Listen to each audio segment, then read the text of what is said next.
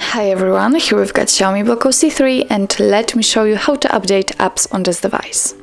So first of all, make sure that you're connected with a Wi-Fi, for example, because this operation needs and requires internet connection, and then we can enter the Play Store. So let's tap on it. Now let's tap on this three bars icon in the left upper corner and tap on My Apps and Games.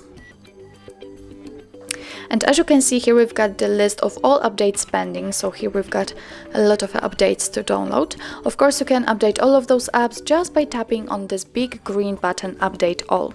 But if you want to update only one of those apps or two of them, no worries, just find them in this list, for example Gmail, and tap on Update right next to it. As you can see, it immediately disappears, but it appears at the very top of the list.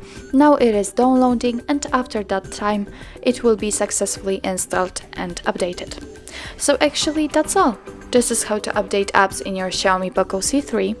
Thank you so much for watching. I hope that this video was helpful, and if it was, please hit the subscribe button and leave the thumbs up.